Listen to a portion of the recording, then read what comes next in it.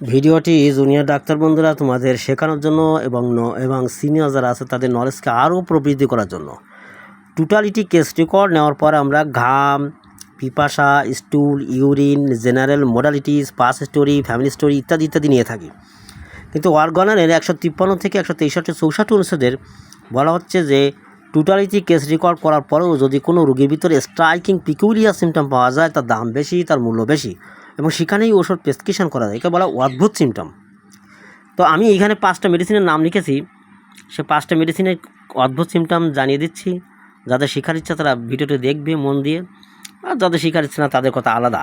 কিন্তু সেই স্ট্রাইকিং সিমটমগুলো আমাদের বেশি করে জানতে হবে। কিন্তু অনেক ডাক্তার চিকিৎসক যারা এনসি কোষের মেডিকেল পড়ে, এমবটাস ইত্যাদি ইত্যাদি, তো সেখানে ওইভাবে স্ট্রাইকিং সিমটম পাওয়া যায় না। কিন্তু আমরা যখন ইংলিশ মিডিয়াম বই পড়তেছি, আমরা আমাদের অথেন্টিক বইগুলো, তখন আমরা অনেক কিছু পেয়ে যাচ্ছি।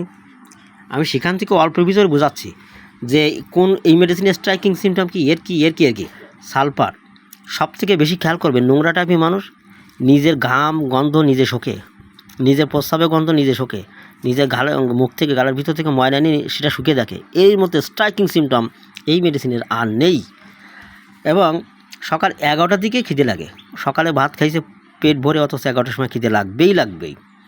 কলসিকামের স্ট্রাইকিং সিমটম কি? কলসিকামের স্ট্রাইকিং সিমটম হলো তরি তরকারি খাদ্য খাবার কোনো ঘ্রাণ গন্ধ শুকলে তার বমি ভাব আসে, অথচ অন্য কোনো মানুষের হবে না, ওর হবে।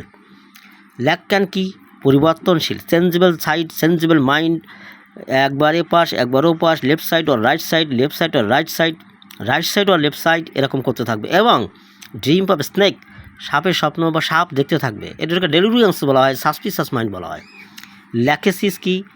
ল্যাকেসিস ওষুধটা রুগীদের স্ট্রাইকিং শক্তিশালী সিমটম হলো গলায় কোনো কাপড়ে স্পর্শ সহ্য হয় না, যদিও এর গরম কাতর, এর রাগ বেশি, হিংসা বেশি, প্রচুর গল্প করতে পছন্দ করে এবং গল্পবাজ, এইসব যে লেসিভিয়াসনেস আছে। কিন্তু এর স্ট্রাইকিং সিমটম হলো গলায় কাপড়ের স্পর্শ সহ্য করতে পারে না। কারণ হেরিং এই মেডিসিনটা আবিষ্কার করতে গিয়ে 26 ঘন্টা একদম সেন্সলেস হয়ে পড়েছিলেন। তার স্ত্রী যখন লিপিবদ্ধ করেছিলেন, তিনি কী দেখেছিলেন যে পরবর্তী হেরিং তার জীবিত হওয়ার মানে সুস্থ অবস্থা ফিরে আসার পর সারা জীবনের জন্য উনি তার গলায় টাই পরাটা একদম বহিষ্কার বাদ হয়ে গেছিল, হারিয়ে ফেলেছিলেন সে ক্ষমতাটা, গলায় টাই পরতে পারতেন না। ওটা তার স্ট্রাইকিং সিমটম। পালসিটালের স্ট্রাইকিং কী নেব? পালসিটাল রুগী নরম মানুষ, সহজে সহসর মানুষ, সহজে কেঁদে বলে, সহজে চোখে জল চলে আসে এবং পিপাসা শূন্য।